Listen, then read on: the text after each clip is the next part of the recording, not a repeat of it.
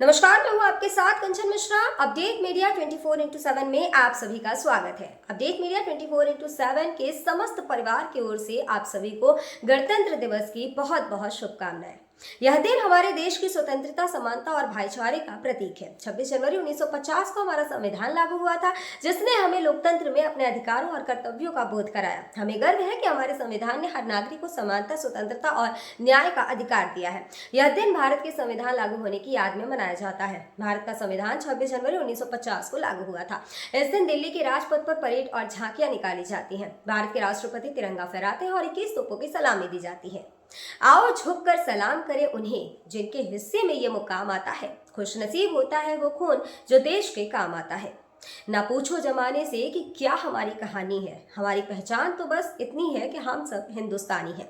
ना जियो धर्म के नाम पर, ना मरो धर्म के नाम पर, इंसानियत ही है धर्म वतन का, बस जियो वतन के नाम पर। एक बार फिर से आप सभी को अपडेट मीडिया 24x7 के समस्त परिवार की ओर से गणतंत्र दिवस की बहुत। भारत का गणतंत्र दिवस 26 जनवरी को क्यों मनाया जाता है?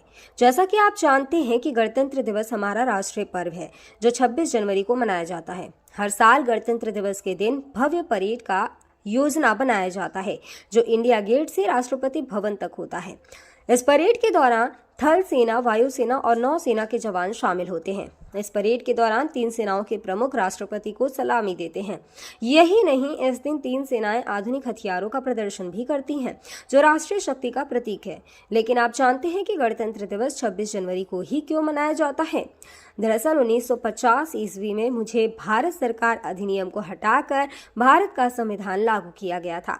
संविधान को लागू करने के लिए 26 जनवरी का दिन इसलिए चुना गया क्योंकि साल 1929 में दिसंबर में लाहौर में भारतीय राष्ट्रीय कांग्रेस का अधिवेशन पंडित जवाहरलाल नेहरू की अध्यक्षता में हुआ था। इस अधिवेशन में प्रस्ताव पारित कर इस बात की घोषणा की गई कि यदि अंग्रेज सरकार द्वारा 26 जनवरी 1930 तक भारत को स्वतंत्र देश का दर्जा नहीं दिया गया तो भारत को पूर्ण रूप से स्वतंत्र देश घोषित कर दिया जाएगा। जब अंग्रेज सरकार ने कुछ नहीं किया तब कांग्रेस ने 26 जनवरी 1930 को भारत को पूर्ण स्वराज घोषित कर दिया। 26 जनवरी 1950 के दिन सुबह 10:18 पर भारत एक गणतंत्र बना। इसके 6 मिनट बाद 10:24 पे राजेंद्र प्रसाद ने भारत के पहले राष्ट्रपति के रूप में शपथ ली। इस दिन पहली बार बतौर राष्ट्रपति डॉक्टर राजेंद्र प्रसाद बग्घी पर बैठकर राष्ट्रपति भवन से निकले थे। इस दिन पहली बार भारतीय सैन्य बल की सलामी ली। पहली बार उन्हें गॉर्ड ऑफ स्वामित्व दिया गया था। गणतंत्र दिवस के दिन भारत में राष्ट्रीय अवकाश भी घोषित किया जाता है। यह हमारे देश के लिए बेहद ही खास पर्व है। साथ ही यह हमारे लिए बेहद ही गर्व का विषय है कि हमारे राष्ट्र को एक गणराज्य के रूप में स्थापित हुए 76 वर्ष पूरे हो चुके हैं।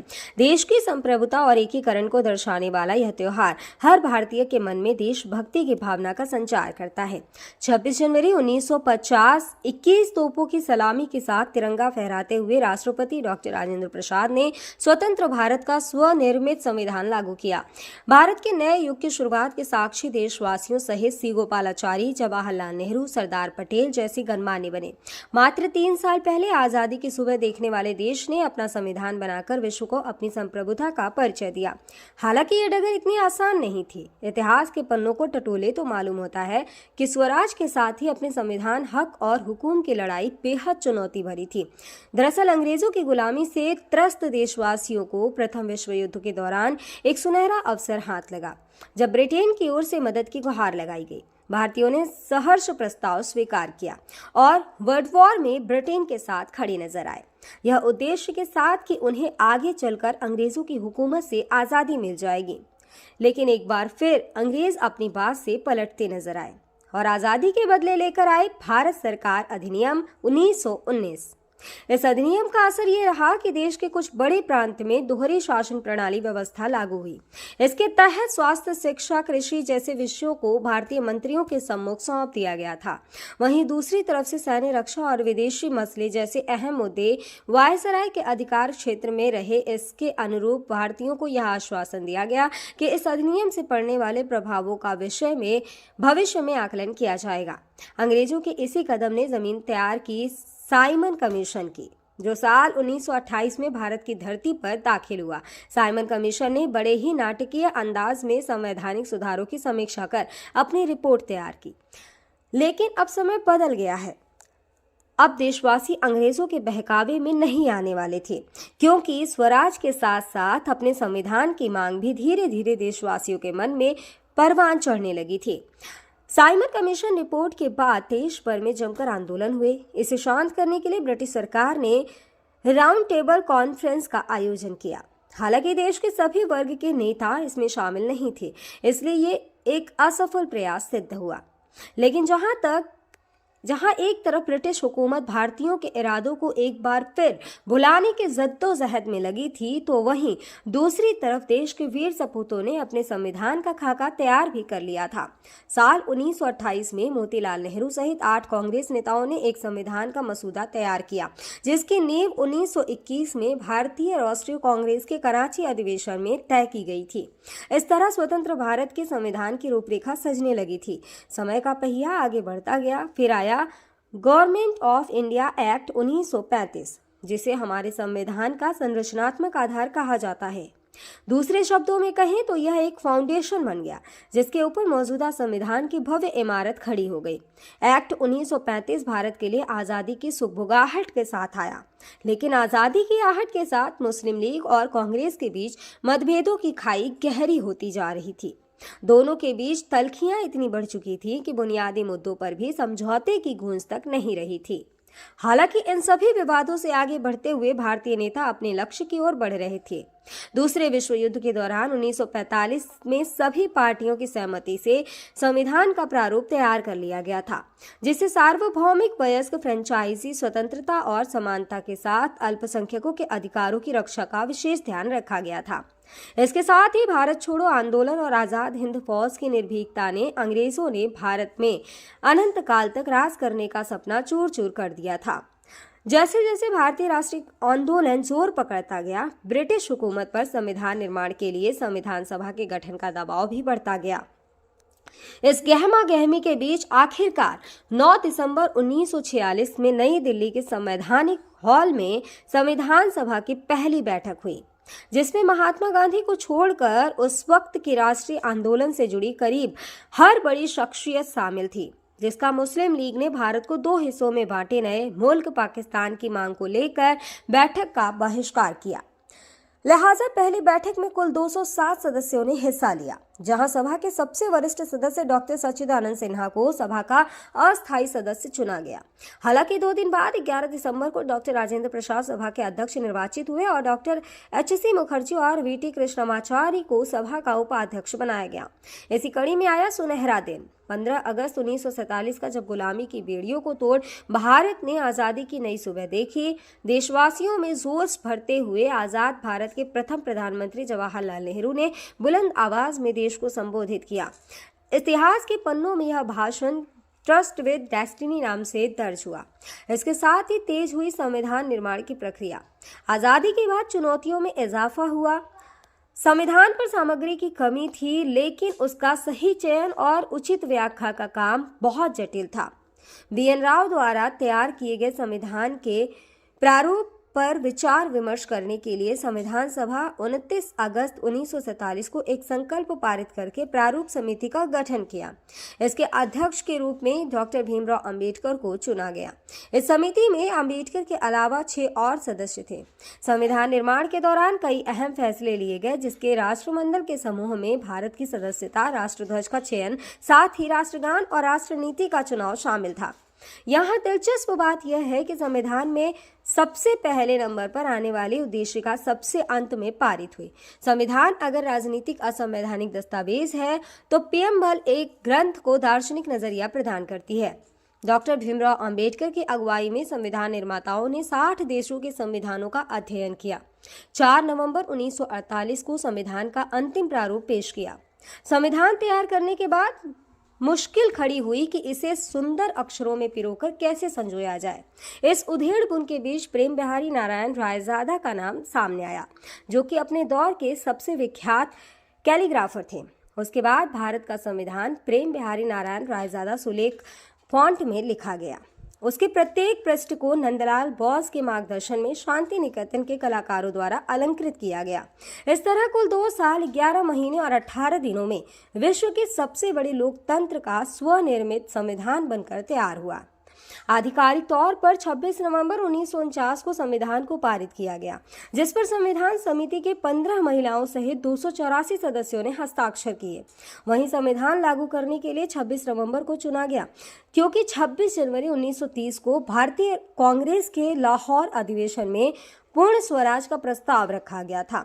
इतिहास में इसे प्रथम स्वतंत्रता दिवस के रूप में भी जाना जाता है। यही कारण है संविधान लागू करने के लिए भारत के प्रथम स्वतंत्रता दिवस यानी 26 जनवरी को चुना गया। 26 जनवरी 1950 दिल्ली की सर्दी को देशभक्ति मात दे रही थी, जब राजगोपालाचारी ने अपने शब्दों में भारत को संप्रभु लोकतांत्रिक गणतंत्र घोषित किया। इसके बाद डॉक्टर राजेंद्र प्रसाद को भारत के पहले राष्ट्रपति की शपथ दिलाई गई।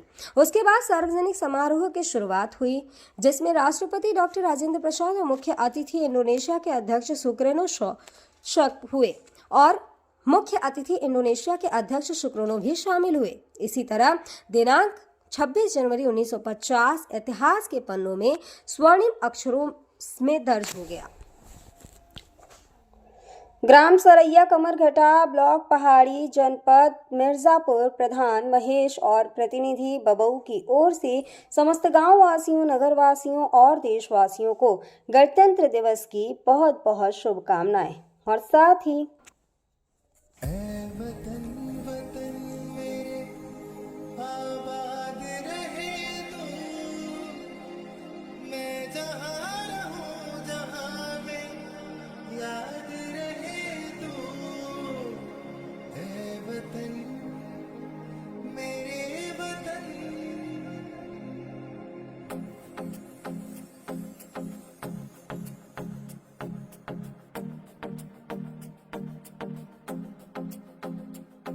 मेरा रंग दे,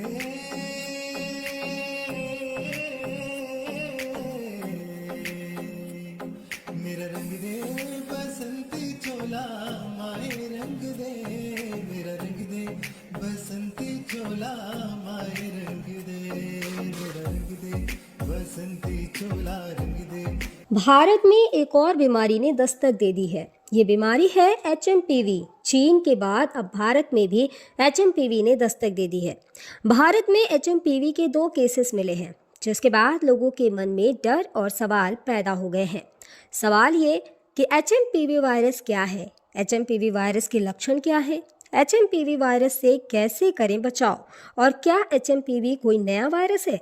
अगर आपके मन में भी ये सवाल है तो यहाँ आपको हर सवाल के जवाब मिल जाएंगे। चीन में ह्यूमन मेटान्यूमो वायरस की वजह से वायरल बुखार श्वसन संक्रमण के बड़े मामले सामने आ रहे हैं। कर्नाटक में 2 मामले सामने आए हैं, जिनमें बेंगलुरु में भी 8 महीने की बच्ची में इस वायरस के संक्रमण का मामला सामने आया है। अब सवाल ये है कि आखिर HMPV क्या है? HMPV यानी ह्यूमन मेटान्यूमो वायरस एक श्वसन वायरस है जो फ्लू जैसे लक्षण पैदा करता है। अब निचले और ऊपरी श्वसन संक्रमण जैसे सर्दी का कारण बनता है। यह एक मौसमी बीमारी है जो आमतौर पर सर्दियों और शुरुआती वसंत में होती है, जो RSV यानी रेस्पिरेटरी सिंसिटियल वायरस और फ्लू के समान होते हैं। इससे बचाव के लिए HMPV आमतौर पर बच्चों में ही डिटेक्ट होता है। सभी फ्लू सैंपल में से 0.7 फेज में HMPV होते हैं। इसके लक्षण है कि HMPV वायरस को ह्यूमन मेटान्यूमो वायरस या ह्यूमो वायरस कहते हैं, जिसके लक्षण काफ़ी हद तक सामान्य सर्दी जुकाम के समान होते हैं। सामान्य मामलों में यह खांसी या गले में घरघराहट, नाक बहने या गले में खराश का कारण बनता है। छोटे बच्चों या बुजुर्गों में HMPV का संक्रमण गंभीर हो सकता है। कमज़ोर ह्यूमन सिस्टम वाले लोगों में भी ये वायरस गंभीर बीमारी का कारण बन सकता है। कहा जा रहा है कि इस वायरस से संक्रमित मरीजों में सांस लेने में दिक्कत और फ्लू जैसे लक्षण दिखाई दे रहे हैं। इसके इलाज के लिए ज़रूरी है कि इसमें सबसे ज़रूरी होता है कि अगर आपको HMPV के होने का संदेह होता है या इस तरह के कोई लक्षण आपको नज़र आते हैं तो बिना डॉक्टर के सलाह के कोई भी एंटीवायरल दवाओं का इस्तेमाल ना करें।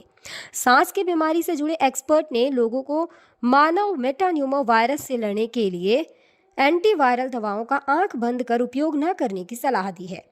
ऐसे में सावधानी बरतें और बिना डॉक्टर के सलाह के कोई भी दवा न लें। फिलहाल इसका कोई टीका अब तक नहीं है। इसके लक्षण जैसा हम पहले ही बता चुके हैं कि सर्दी जुकाम होते हैं। 2023 में England, Britain, Finland, Australia, Canada, America और चीन में HMPV का पता चला था।